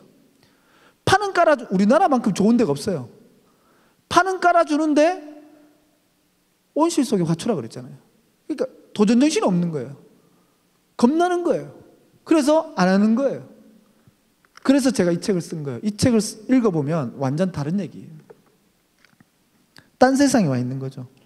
제가 하는 일은 이 모든 프로그램들을 제가 가르쳐주고 있습니다. 고도의 훈련을 시켜드리고 있는 상황입니다. 이게 바로 엑셀러레이터가 할 일입니다. 아이디어부터 IPO 상장까지 이 모든 것들을 여러분 창업하시는 분들 이런 얘기 못 들어봤죠? 굉장히 체계화되어 있고 구조화되어 있습니다. 스타트업은요 도시재생 스마트시티 교육과 하나가 되어 있습니다. 사실 어떤 지자체에 가보면 이게 다 따로따로 부서로 되어 있습니다. 뭐 어떤 지자체가 대부분 다 그렇습니다. 근데 제가 이거는 하나가 되어야 된다고 막 외칩니다. 보시는 7.0의 버전을 해야 됩니다. 전통사무실부터 시작해서 스마트시티까지 만들어야 포항이 삽니다. 근데 이거를 우리 포항 공무원님들이 잘 모르십니다. 그래서 제가 지금 전국에 한 5개 정도 지자체에 제가 정책 자문을 하고 있습니다. 이거를 읽어보니까 이게 답이란 걸 알았던 거예요. 그래서 사실 저는 많은 데 관여를 하고 있습니다. 이게 컨트롤 타워가 없으면요, 이 청사진을 하나로 안 그리면요, 일자리, 경제, 도시, 저출산, 고령화가 다 천천히 단절돼 버립니다. 인구 절벽을 어떻게 막냐고요? 저는 압니다. 난 막을 줄 압니다. 일자리를 늘리면 됩니다. 근데 일자리를 늘려야 수입이 생기는 거잖아요. 그리고 집도 사고 애도 낳고 그러는 거잖아요. 결혼도 하고. 근데 일자리를 못 만드는 거잖아요. 근데 그 일자리를 어떻게 만들어야 되는지 잘 모르는 거예요. 스타트업과 도시재생, 스마트시티 이런 교육들이 다 연결되어 있는데 다 단절시켜 놓고 생각을 하십니다. 이거는 굉장히 위험한 사고입니다. 이러면 우리나라 서서히 예산도요, 그럼 한 해 쓰고 또 이벤트 예산이에요. 그것도 단절돼서 또 쓰고 담당자 바뀌고 또 똑같이 또 쓰고 이렇게 되는 거예요. 계속 쳇바퀴 도는 거예요. 저는 그래서 이걸 막고자 제가 10년 전에 서울 올라갈 때 저는 대학을 세우겠다. 저는 창업이 대학 창업입니다. 꿈이. 10년 전에 고시원부터 시작했을 때 하나님, 저는 대학을 세우고 싶습니다. 이 꿈을 들여서 10년 전에 뭘 시작했냐면 청년 대안학교를 하나 만들었습니다. 그때 대안학교를 시작해서 바로 만든 아까 우리 박진성 목사님이 말씀하신 융합인재사관학교입니다. 박 목사님이 한두 번 올라와 주셨어요. 격려를 해주고 가셨어요. 그런데 이 학교가 굉장히 그냥 건축가가 만든 대안학교였습니다. 나름대로 제가 설계를 하고 지식이 아니라 경험이 더 중요하잖아요. 이 지혜가 많아야 되는데 오늘날 젊은이들이 이 건조한 지식만 많이 아는 거예요. 이 지혜를 시스템으로 만들어야겠다 생각했어요. 이게 동의하시나요? 지혜를 시스템으로 만들겠대. 이건 하나님이 할 수 있는 거예요, 사실은. 근데 하나님이 저한테 그 재능을 주셨어요. 이렇게 해서 취업과 창업을 아이들한테, 청년들한테 학교를 다니면서 1년 과정으로 사이드로 매주 제가 프로그램을 짰어요. 2011년도부터 시작해서 4명으로 시작해서 이게 어떻게 됐냐면 이렇게 엄청 커지기 시작했습니다. 여기 지금 박 목사님이 저 안에 계십니다. 이게 무려 8년간 진행이 됐고요. 460명의 제자들이 나왔습니다. 근데 여기에서 무려 우리 자체 조사지만 87%가 취업을 합니다. 그리고 한양대, 전남대, 서울과학기술대가 이 프로그램을 받아들입니다. 그리고 제가 이걸 2년째, 3년째 운영할 때 한양대 그 글로벌 기업가 센터의 센터장님이 저를 보고 교수로 임용을 합니다. 그래서 제가 교수가 될 수 있었고요. 저는 근데 이거를 1년을 가르치는데 하나님하고 약속한 게 있습니다. 제가 대학 세우기 전까지는 돈을 받지 않겠다고 했습니다. 그래서 그 1년간 돈을 안 받았어요. 근데 그게 8년 동안 돈을 안 받았어요. 그러니까 어떤 일이 벌어졌겠어요? 내보고 다들 미쳤다고 그랬는데 8년이 지나고 보니까 어떤 일이 벌어졌냐면 엄청난 나비 효과를 불러요. 가치로서. 교수도 됐고요. 더 많은 일들이 이걸로 통해서 여기 있는 제자들이 직원이 2명이나 있습니다. 훨씬 더 큰 내가 사회에 공익을 세상에 아름다운 일을 하니까 더 많이 베풀어 주셨어요. 그래서 여러분들 꼭 저는 이런 생각, 이익도 중요하지만 공익적인 삶도 살아야 된다. 세상에 좋은 일을 하고 살아야 된다. 그래서 찾아보니까 제가 이 8년을 진행할 때 2013년도인가 14년도에 미네르바 스쿨이 개교를 한다고 언론에 나오더라고요. 이 학교는 도대체 뭐야? 그래서 보니까 이 학교가 지금 5년이 지났는데요. 세계 최고의 대학이 되어버렸어요. 아직 이제 한 개 기수밖에 졸업하지 않았는데 우리 박 목사님이 이 미네르바 스쿨을 포항에 만들고 싶대요. 내가 미쳤다 그랬어요. 불가능하다. 제가 만들고 있으니까 그냥 가만히 계시라 그랬어요. 이게 그렇게 쉬운 건 아닙니다. 하지만 우리 박 목사님 워낙 스마트하시니까 이거를 아는 것도 신기하시더라고. 나는 이게요, 지금 코로나 때문에 이게 온라인 대학입니다. 전 세계 7개국을 도는 대학입니다. 입학을 하잖아요. 7개국을 돌면 4년 동안 돌면 졸업을 하는 대학입니다. 우리 한동대 친구도 여기 있죠. 흥해에 4년 동안 계실래요? 전 세계를 도실래요? 완전 다른 얘기죠.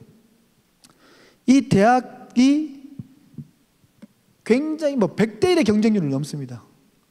그리고 미국의 하버드, MIT, 지금 스탠포드가 이 온라인 서비스, 지금 코비드 때문에 얘들은 5년 전부터 개발을 했거든요. 이게 최적화되어 있는 게 바로 미네르바 스쿨입니다. 얘들은 이걸 또 라이센싱해서 수입을 만들고 있어요. 근데 단지 이 학교만 그러냐? 이 학교가 또 미네르바 스쿨이 지금은 스타트업 대학으로 지금 바뀌어가고 있어요. 처음에는 취업 대학으로 가다가 갑자기 이제 스타트업 대학으로 가겠대요. 미래가 거기이기 때문에. 그런데 이스라엘의 테크니온 공대, 스탠포드, MIT, 인도 IIT, 이 모든 대학들이 여러분 잘 아시는 이런 명문대학교가 지금 어떤 상황이냐면 연구중심 대학에서 다 엔트러프리너십 유니버시티로 다 바뀌고 있습니다. 기업가 정신대학, 창업대학으로 다 바뀌어가고 있습니다. 실제로요, 스탠포드는 작년에 언론에서 어떤 얘기, 2200명의 교수 보고 다 창업하라고 나가라 그랬어요. 겸직해라. 그 박사학위 논문 쓴 거를 창고에 놔두지 말고 나가서 그 아이디어로 창업을 해라. 학생들하고. 맞잖아요? 그리고 교수님들이 창업을 해요. 우리나라도 사실 교수님들이 창업하면요, 가점을 줍니다. 우리나라도. 한양대, 제가 있었던 한양대는 여러분 자녀를 아니면 한양대에 가잖아요. 15학점을 창업하면 수업을 안 나와도 됩니다. 그냥 줍니다. 한양대가. 그리고 우수한 스타트업 학생들한테는 기숙사까지 무료로 줍니다.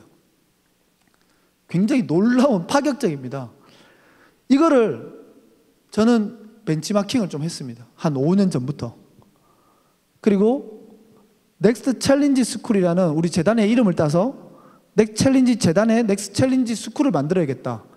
융합인재사관학교에 8년, 제가 10년 뒤에 대학을 세웠으면 좋겠다고 하나님한테 매일매일 기도를 사실 했어요.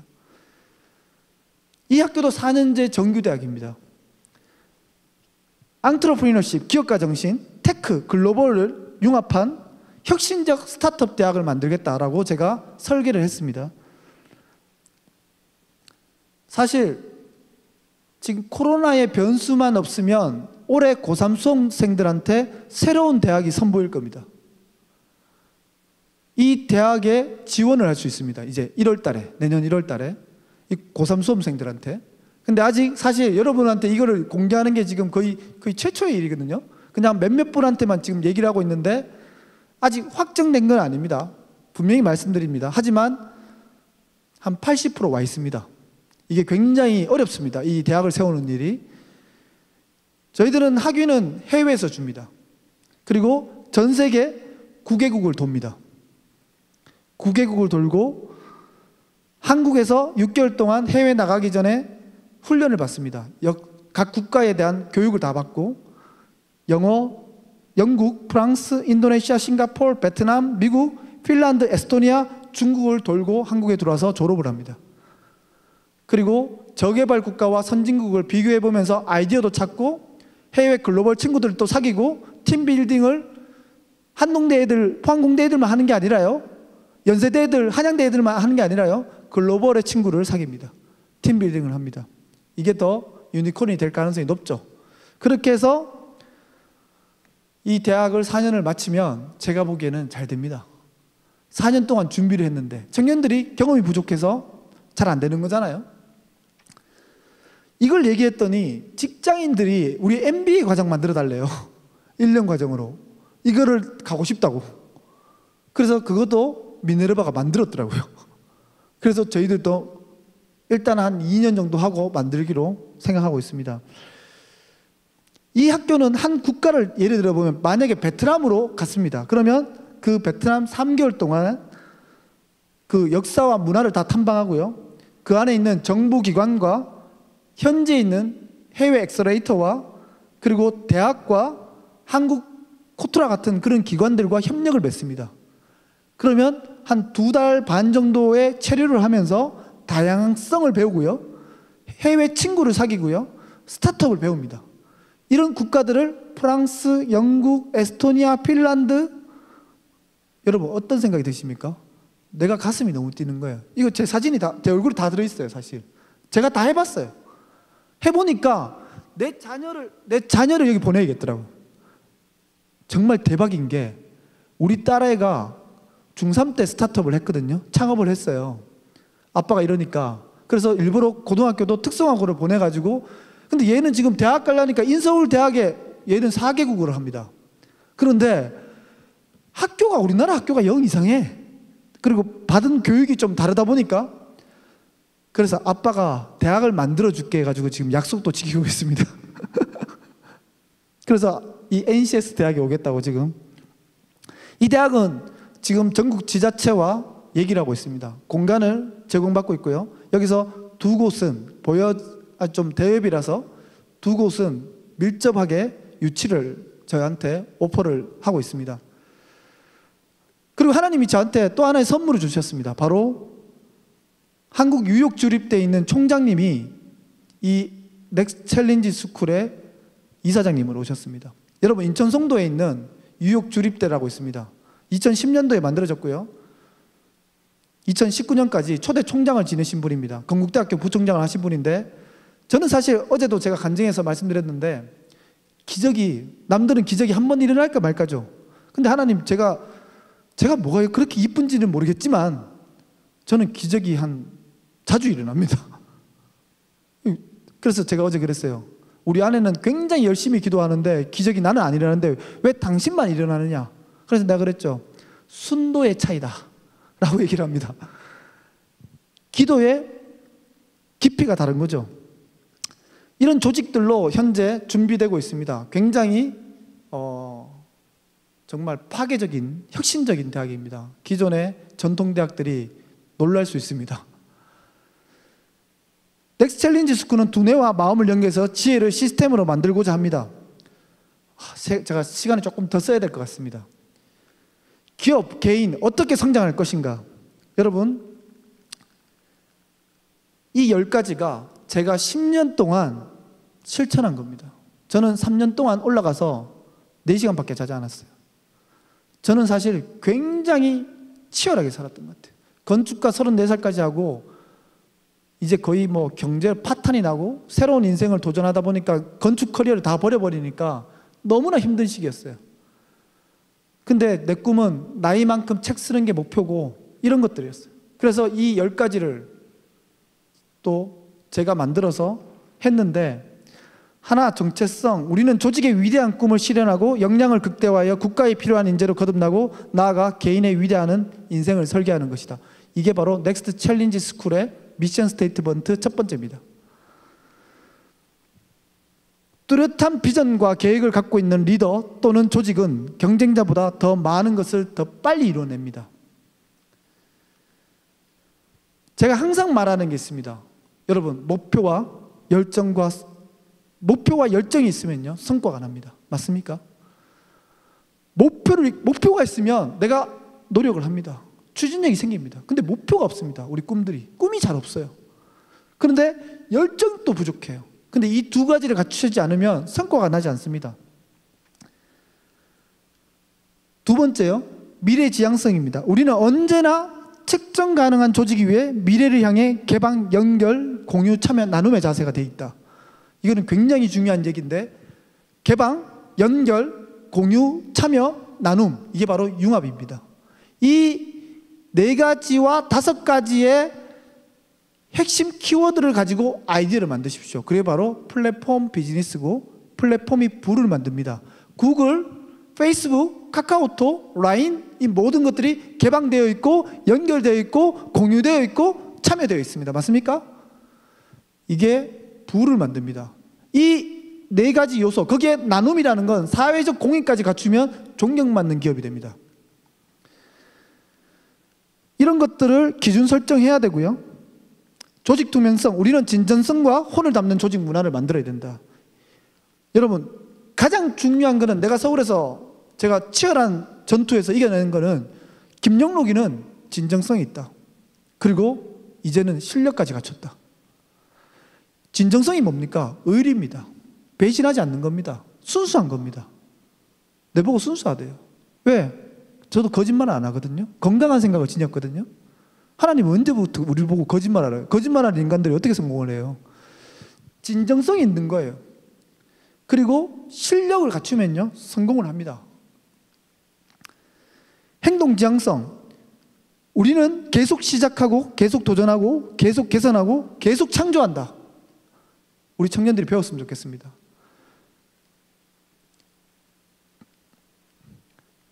일곱, 성과의 법칙. 제가 시간 관계상 중간에 생략을 좀 했습니다. 조직에서 성공의 가장 중요한 기준은 결과를 이끌어내는 능력이다. 오늘날 모든 비즈니스에서 성공의 가장 중요한 기준은 결과를 이끌어내는 능력입니다. 여러분, 아무리 과정이 좋아도요, 결과가 안 나오면 아무것도 없잖아요. 이 결과를 만드는데 첫 번째, 두 번째, 세 번째, 네 번째, 5개가 있는데, 세 번째가 유능한 인재는 절대적으로 결과 중심적이다. 저요, 어떤 별명을 갖고 있냐면 애칭이 이럽니다. 제가 기업 서울에서 임원 되는데 저는 1년이 걸리지 않습니다. 그리고 어떤 프로젝트를 맡으면 다 김영록이를 투입하면 다 해결사다. 결과를 만들어낸다. 여러분, 제가 도대체 어떤 생각을 갖고 있기 때문에 이렇게 할까요? 리더는 끊임없이 조직의 다음 단계를 생각하고 계획을 세우고 성과에 대한 평가를 내려야 된다. 리더의 임무는, 여러분이 리더가 되고자 하잖아요. 또 다른 리더를 발굴하고 끌어들이고 훈련시키는 것이다. 이것만 할 수 있다면 비즈니스는 저절로 성장한다. 9, 대담성. 우리 청년들이 잘 들으셔야 됩니다. 무엇보다 위험한 것은 복지부동의 자세이다. 먼저 목표에 대한 자신의 열정을 보여줘야 된다. 특히 리더는 스타트업의 창업가의 리더, 내가 사장이다. 뛰어난 리더는 목표와 열정을 자극함으로써 평범한 직원들로부터 성과를 이끌어내는 사람이다. 열탁월성. 우리는 희생을 치를 각오와 배짱 위에서 특별함을 창조해낸다. 제가 항상 얘기하는 게 있어요. 하나님은 지도자를 세울 때 지적 역량도 중요하지만 담력과 식견이 있는 사람을 더 좋아합니다. 그런 사람을 지도로 세웁니다. 담력이라는 것은 도전하는 사람입니다. 용기를 내고 리스크 테이킹하는 사람입니다. 노력하는 사람입니다. 내가 노력하지도 않는데 성공을 바란다? 어린 반푼어치도 없습니다. 마지막으로 영상 하나 보고 마지막 멘트하고 마치도록 하겠습니다. 대부분 다 그래요. 문제가 생기면 다 그때 해결하려고 그러죠. 그러면 문제는 해결되지 않습니다. 왜? 그 문제는 오래전부터 그 문제의 씨앗들이 누적이 되다가 어느 순간 발현한 거기 때문에 절대 단기간에 이렇게 고쳐지지가 않습니다. 어떻게 가지치기를 잘해야 되나요? 어떻게 열매를 크게 맺어야 되나요? 어떤 씨앗을 써야 되나요? 뭐 그런 걸 물어보는데 제가 항상 대답하는 건 일단은 논이나 밭부터 비옥하게 만드시려고 당장 거름부터 뿌리시라고. 힘든 것부터 하라고. 왜? 거름을 당장 먹을 수 있는 건 아니지만 거름부터 뿌리라고. 다 너무 결과만 보려고 그러시는 거예요. 일단은 내가 컨트롤할 수 있는 것과 없는 것 구분하는 거죠. 아, 내가 이 시스템 바꿀 수 없으니까 이거 고민하지 말자. 내가 지금 어떤 실력을 갖고 있는가? 그리고 난 지금 무엇을 할 수 있는가를 고민하는 게 맞다는 생각이 들어요. 맞습니다. 누누이 얘기하잖아요. 여러분이 운동해야 돼. 하루에 여러분이 30분씩 꼭 막 걸으면 좋은 거 몰라요? 알아요? 안단 말이에요. 근데 안 걷잖아요. 좋은데도. 그렇죠? 오락을 하는데 걷는 건 안 한단 말이에요. 이게 맨날 말하잖아요. 근데 여러분이 알고 보니까 초기암 판정을 받는 거예요. 근데 알고 보니까 치료법이 하루에 30분씩 걷는 게 가장 치료법이라고 좋은 게 알려졌다고 칩시다. 여러분이 안 걸을 것 같아요? 다 살려고 걷게 돼 있어요. 그러니까 여러분이 안 하는 이유는 뭐냐면은 덜 절실해서 그래요. 여러분이 절실하면은 무조건 하게 돼 있는데 실제로 절실하지 않으면서 어떤 좋은 상황으로 가기만을 바라는 거예요. 절실하다고 말은 하지만 말만 절실한 거예요. 말만. 실제로는 유행이에요. 유행. 노력 없이는 절대 안 바뀌어요. 핵심이 뭐냐면 자기를 객관적으로 이렇게 체크를 안 하면 자기가 어떤 상황인지 모르는 경우가 되게 태반이거든요. 근데 자기가 어떤 상황을 모르는 거, 즉 메타인지가 부족하게 되면은 시험 관리 못하고 있는데 시험 관리 잘하고 있다 생각하는 거고, 공부 열심히 하고 있는데 실제는 아닌데 하고 있다 생각하게 되는 거잖아요. 시간이라는 게 절대적이지 않습니다. 시간은 그렇죠. 무조건 상대적입니다. 그러니까 여러분이 만약에 절박하다면은 남들보다 더 열심히 하고 남들보다 더 공부 집중해서 하면은 오히려 내가 초기 값은 작았지만 기울기가 크기 때문에 훨씬 큰 값을 만들 수가 있는 거죠. 미래에는. 분명히 우리가 이제 여유 시간도 있고 뭐 해야 되겠지만 기본적으로 내가 어떻게 시간 활용을 잘하고 있느냐에 대해서 정확하게 체크를 하게 되면 내가 좀 더 발전하고 싶다면 그 시간에 시간이 없는 게 아니라 실제로 나에게 주어진 시간이 있다는 걸 알 수가 있는 거고 그 시간을 좀 빼가지고 활용하면은 이제 가능할 수 있다는 거죠.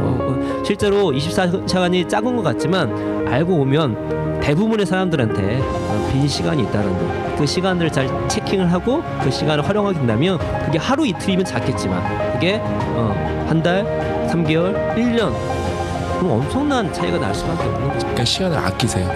그다음에 시간을 더 효율적으로 쓰려고 더 고민하고 그런 게 대기업에서 돈 벌려고 하는 거거든요. 효율을 높여서 어떻게든 돈을 더 벌까? 여러분도 대기업이 돈 벌려고 고민하듯이 어떻게든 시간을 더 쥐어 짜내세요. 그럼 여러분이 끼키야 늦어봤자 2년 늦은 사람, 1년 늦은 사람, 굳이 말로 하자면은 뭐 3년 늦은 사람, 그러면 내가 한 달에 두 달치씩 시간을 뽑아내면은 뭐 6년이면은 1년이 만회되는 거잖아요. 그러다 보면 결국엔 40대에는 이미 나는 효율은 더 높게 쓰고 있고 시간은 따라잡았고 그렇게 되는 거란 말이에요. 그러니까 현실적으로 고민하세요. 내가 할 수 없는 부분에 대한 고민은 그만하시고 할 수 있는 거에 집중하세요. 그렇게 해서 성공한 사람들은 세상에 진짜로 많아요? 널렸습니다. 이게 뭐 왜 이때 내가 할 수 있는 상황이 있었는데 안 했을까? 근데 그 당시에 그게 보이지가 않았던 거예요. 그러니까 중요한 거는 우리가 노력하는 용기가 필요한 거예요. 따질 필요 없어요. 그냥 내가 이걸 해야 될 것이 나왔다면 그냥 하시면 됩니다. 그럼 무조건 보상이 나와요. 만약 안 하면 오히려 나중에 그게 안 한 것이 역으로 후회로 올 가능성이 매우 높다는 거죠. 태양에서 지구까지 빛이 도달하는데 우리가 태양빛을 보잖아요. 그것조차도 8분이 걸려요. 그 빛이 도달하는데 노력은 지금 뽑는다고 바로 효과가 나지 않고 그게 노력이 빛나려면은 지금 엄청나게 강한 빛을 뿜어내야 그게 20년, 30년 뒤에 빛나는 거거든요. 우리가 책을 왜 읽는가? 평범한 서적을 정말 명저로 만들 수 있는 거는 실행해 보는 거죠. 근데 이게 이미 명저야. 근데 실행하지 않으면 평범한 책이 돼버리는 거죠. 실제 현실과 연결시키는 것은 우리들 자신이라는 거죠. 그 길을 아는 것과 그 길을 걷는 건 다르다.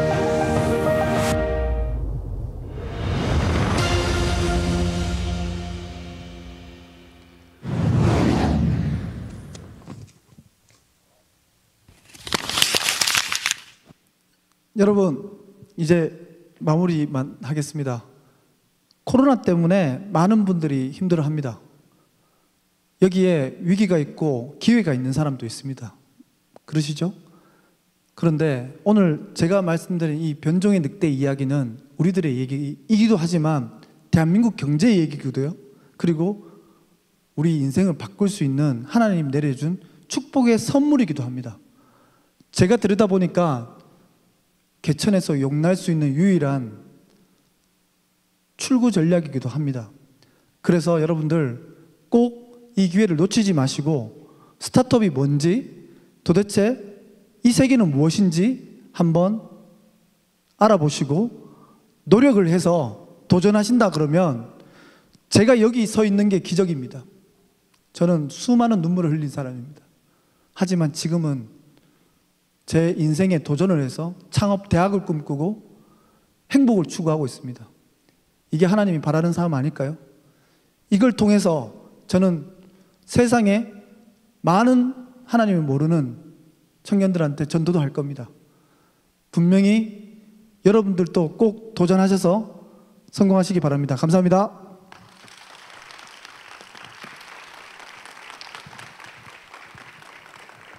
네, 귀한 강연해 주신 김영익 대표님께 한 번 더 큰 박수 드리겠습니다. 감사합니다. 저희 기쁨의 교회는 포항을 생각하고 우리 대한민국을 생각합니다. 그래서 우리 박진성 목사님께서 이 디바인 창업팀이라고 해서 우리 창업을 하는 우리 청년들 일으켜봐라, 저한테 또 일을 맡겨주셔가지고 저희 교회 안에 디바인 창업팀이라고 해서 저희 몇 명이 모여 있습니다. 그래서 혹시 우리 김영익 대표님 말씀하신 것처럼 스타트업 관심 있거나 하신 분은 그 연락을 주시면 되고, 포스터에 보시면 지금 혹시 내가 창업 아이디어가 있고 관심 있다 하시는 분은 지원을 하셔서 그 저 이메일에 연락을 주시면 어떻게 지원할 수 있는지 알려드리도록 하겠습니다. 김영익 대표님께서 또 저희 기쁨의 교회 청년들에게 또 특별한 이런 도움을 주시고 싶다 하셔서 같이 이렇게 프로젝트를 할 수 있게끔 조금 이렇게 해주셨고요. 앞으로 또 많은 분들이 관심이 있으면 계속해서 이렇게 도움을 받고 같이 협력할 수 있는 그런 방안들을 모색하려고 합니다. 여러분들 관심 가져주시면 감사하겠습니다. 새 가족실 마치고 나서 새 가족실에서 나가시면 간단한 다가할 수 있도록 저희가 준비해 놓았는데요. 우리 대표님하고 짧게, 시간이 짧은데 그래도 우리 Q&A 좀 할 수 있는 시간을 좀 마련했고요. 그리고 아까 방금 말씀드린 엑셀러레이팅, 그 디바인 창업 엑셀러레이팅이라고 해서 9월 6일 날까지 마감이니까 다음 주 토요일까지 관심 있는 분 포스터 보시고 이메일로 연락 주시면 안내해 드리도록 하겠습니다.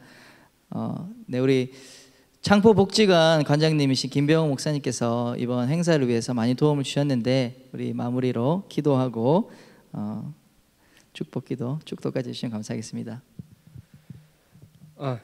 우리 오늘 또 귀한 강연해 주신 우리 김영록 대표님께 다시 한번 우리 힘찬 박수로 감사하겠습니다.